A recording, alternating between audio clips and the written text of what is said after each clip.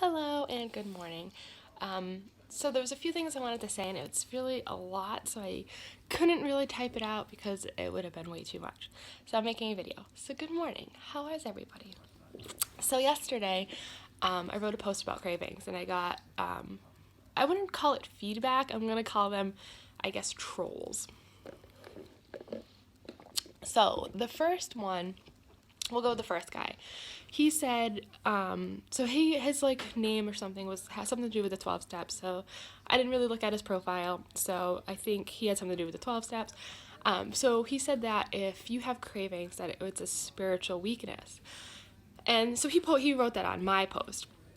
So I replied back and said, well, I kindly disagree. There's a lot of evidence proving that cravings are, it's not a it's psychological. There's a lot of science that goes into cravings. It is not a spiritual weakness. People can deal with cravings without having a higher power. So that right there proves that you don't need a higher power to eradicate cravings or overcome cravings. So he was very, he's very he was just very I don't know how to describe him. Without sounding judgy, but he was a different animal, I'll say. But he continued to go on, and I was like, well, I think I know what I'm talking about. I'll have my master's degree in July. And then he quote like, congrats on your master's degree.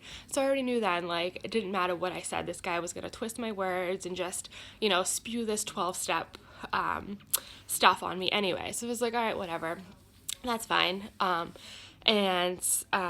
Then he had something about mental disorders and addiction shouldn't be talked together. And I thought that was so dangerous, and that's why I kind of wanted to do the video. So in the DSM, the Diagnostical Manual of Mental Disorders, is basically what psychiatrists, licensed professionals use to diagnose people with substance use disorders and mental disorders. So substance use disorders are in there, because it's considered a mental disorder. I know what drove me like kind of bananas is I couldn't believe he didn't understand how important it is to talk about mental health. Not even if you're in recovery, just in general. You should never just say to ignore your mental health.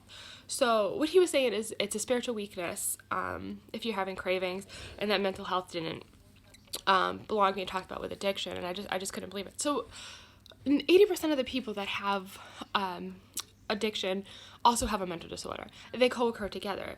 So there's two reasons that happens. So people that have mental disorders that are, like say you have a lot of anxiety, you're depressed, a lot of people use drugs and alcohol to alleviate those symptoms, especially because it's really hard to find providers and you need referrals, and the system's not perfect by any means. So it's a lot. Some people are on waiting lists for months before they're seen, and they're living with this deep depression and anxiety and bipolar disorder, and they're going manic. So a lot of people use drugs and alcohol because it's an easier fix to get to.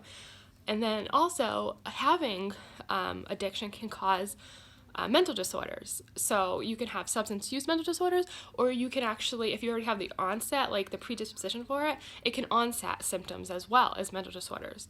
So they co-occur together a lot. So back in the day, they called it dual diagnosis, when the two, mental health and addiction, kind of ran together. Now they call it co-occurring disorders because you can have more than just two. So we like to treat them together.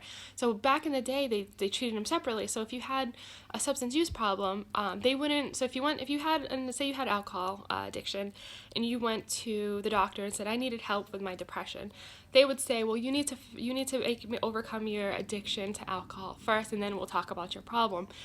So they would go and try to get help for their addiction. And then they would tell them, well, you need to handle your mental health problems first.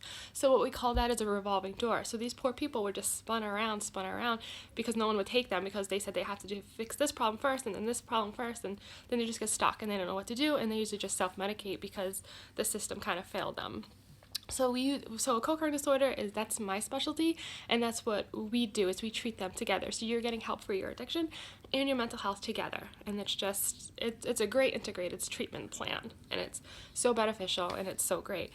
So for someone to say that they don't belong together, I was just like, a part of my soul basically just was like, I just couldn't believe it. I was completely in awe that I thought that was as common sense as when people say addiction is a disease. I just like couldn't believe that. And even the disease model is still just theoretical, whereas co-occurring disorders is a scientific fact. There's no buts and ors about it. It's a fact. So that was very it was almost like heartbreaking to hear that. And then he also continued, with the 12 steps, saying how it was the only way to recover. And that's the other part I wanted to kind of address is AA, self-help groups, they're really great, and they work for a lot of people, but they also don't work for a lot of people.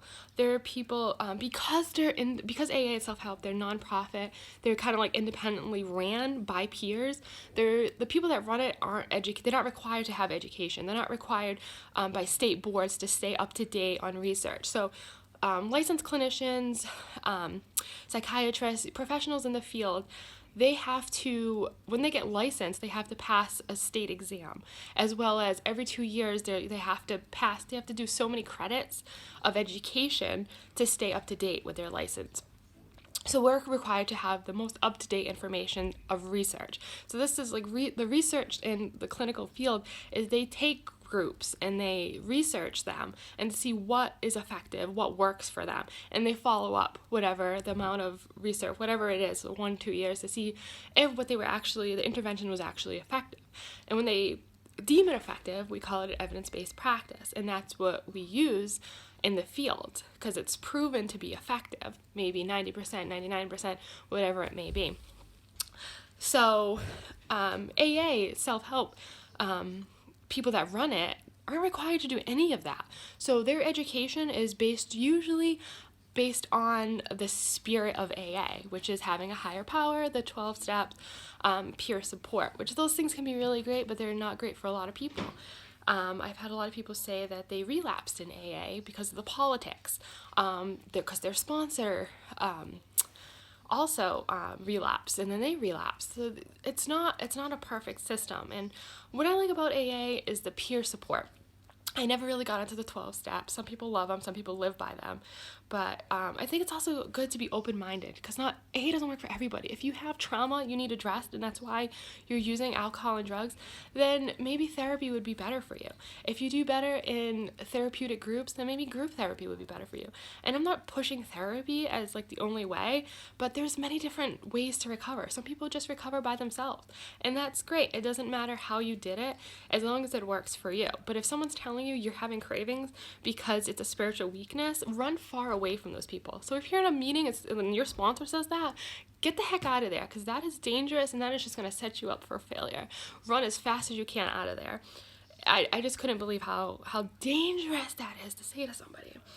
And then some other guy talked about cravings as well, but his was more about his definition of control differed from mine, which mine was from the dictionary, but he still wanted to fight it. But the most important one I want to talk about was the spiritual weakness. That was like how we said back in the 1800s, before the disease model of addiction came about.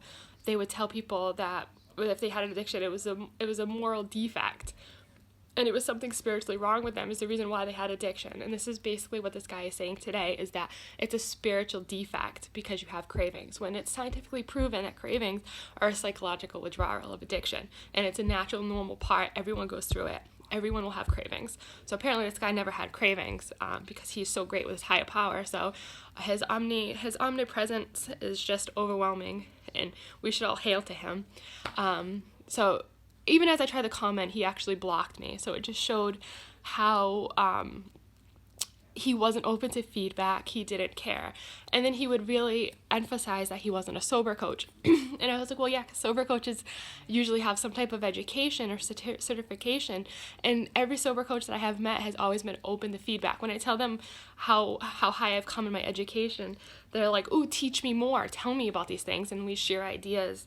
And because he was so close-minded, I was like, it actually makes sense why you're not a sober coach. So he kind of took a stab at sober coaches, and in retrospect, he actually kind of made it like apparent that, yeah, I know you're not a sober coach because you're so close-minded. And then also, so he was talking about like being paid for services, like sober coaches, that's their job. Like, you gotta get paid for a service. But I guess he's so altruistic that he does all these things for free in his spare time, but he has no education or anything to back it up, which can be very, very dangerous. Addiction, substance use disorders, and mental health are a vast entity, and we're just learning basically the scratch of it. So if you're not staying up to date with it, then you're gonna lose people. You're gonna lose different techniques, and it's really sad to have that mindset when you think spirituality is the only way to recovery.